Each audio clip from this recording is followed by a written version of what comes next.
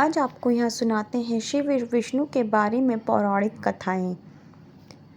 क्या आप बद्रीनाथ की कहानी जानते हैं? यह वो जगह है जहाँ शिव और पार्वती रहते थे। यह उनका घर था। एक दिन नारायण यानी विष्णु के पास नारद गए और बोले, आप मानवता के लिए एक खराब मिसाल है। आप हर समय शेषनाग के ऊपर लेटे रहते हैं। आपकी पत्नी लक्ष्मी हमेशा आपकी सेवा में लगी रहती है और आपको लाड़ करती रहती है। इस ग्रह के अन्य प्राणियों के लिए आप अच्छी मिसाल नहीं बन पा रहे हैं। आपको सृष्टि के सभी जीवों के लिए कुछ अर्थपूर्ण कार्य करना चाहिए।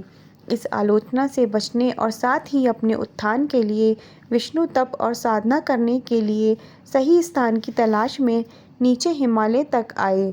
वहाँ उन्हें मिला बद्रीनाथ, एक छोटा सा अच्छा सा जहाँ सब कुछ वैसा ही था जैसा उन्होंने सोचा था। साधना के लिए सबसे आदर्श जगह लगी उन्हें ये।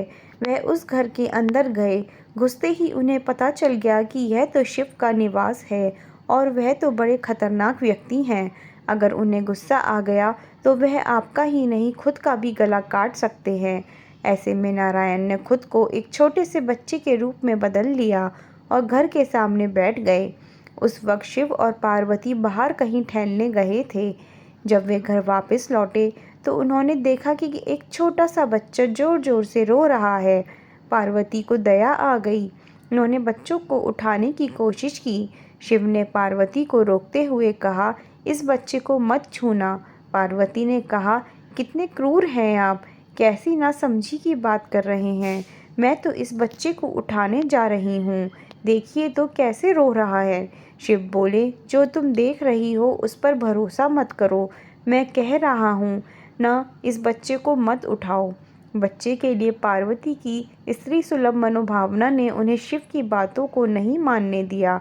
उन्होंने कहा, आप कुछ भी कहें, मुझे कोई फर्क नहीं पड़ता। मेरे अंदर की माँ बच्चे के इस तरह रोते नहीं देख सकती। मैं तो इस बच्चे को ज़रूर उठाऊंगी। और यह कहकर उन्होंने बच्चे को उठाकर अपनी गोद में ले लिया। बच्चा पार्वती की गोद में आराम से था और शिव की तरफ बहुत ही खुश होकर देख रहा था। शिव इसका नतीजा जानते थे, लेकिन करें तो क्या करें। इसलिए उन्होंने कहा, ठीक है, चलो देखते हैं क्या होता है। पार्वती ने बच्चे को खिला पिलाकर चुप किया और वहीं घर पर छोड़कर खुद शिव के साथ गर्म पानी से स्नान के लिए बाहर चली गईं। वहाँ पर गर्म पानी के कुंड हैं। उसी कुंड पर स्नान के लिए शिव पार्वती चले गए। लौटकर आए तो देखा कि घर के अंदर से बंद था। शिव तो जानते ही थे कि अब खेल शुरू हो गया है। पार्वती हैरान थीं कि आखिर दरवाज़ा किसने बंद किया। शिव बोले, मैंने कहा था ना, इस बच्चे को मत उठाना। तुम बच्चे को घर के अंदर लाईं और अब उसने अंदर से दरवाज़ा बंद कर लिया है। पार्वती ने कहा, अब हम क्या करें। शिव के पास दो विकल्प थे। एक, जो भी उनके सामने है उसे जलाकर भस्म कर दें, और दूसरा, वे वहाँ से चले जाएं और कोई और रास्ता ढूंढ लें। उन्होंने कहा, चलो कहीं और चलते हैं, क्योंकि यह तो तुम्हारा प्यारा बच्चा है, इसलिए मैं इसे छू भी नहीं सकता। मैं अब कुछ कर नहीं सकता, चलो कहीं और चलते हैं। इस तरह शिव और पार्वती को अवैध तरीके से वहाँ से निष्कासित कर दिया गया। वे दूसरी जगह तलाश करने के लिए पैदल ही निकल पड़े।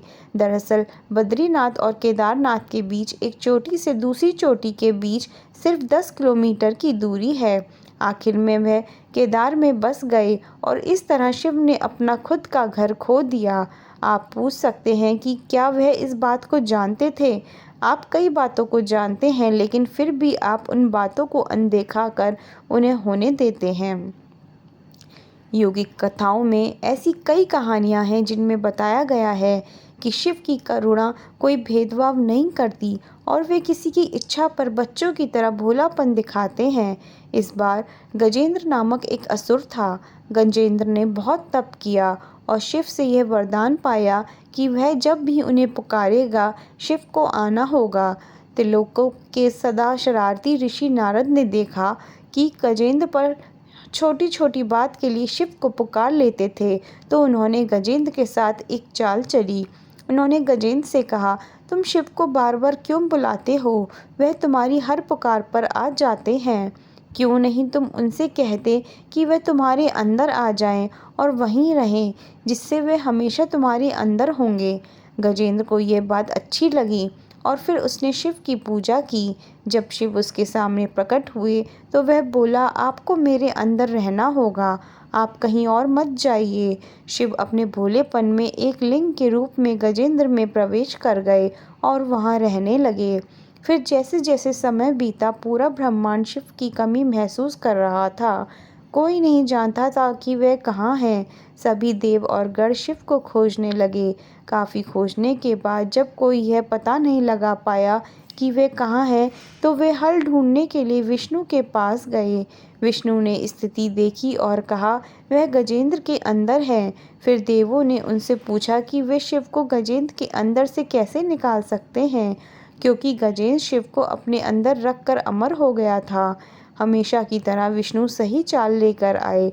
देवगण शिव भक्तों का रूप धरकर गजेंद्र के राज्य में आए और बहुत भक्ति के साथ शिव का स्तुति गान करने लगे। शिव का महान भक्त होने के कारण गजेंद्र ने इन लोगों को अपने दरबार में आकर गाने और नाचने का न्योता दिया। शिव भक्तों के वश में देवों का यह दल आया और बहुत भावनाओं के साथ, बहुत भक्ति पूर्वक वे शिव के लिए भक्ति गीत गाने और नाचने लगे। शिव जो गजेंद्र के अंदर बैठे हुए थे, अब खुद को रोक नहीं सकते थे, उन्हें जवाब देना ही था, तो वह गजेंद्र के टुकड़े टुकड़े करके उससे बाहर आ गए।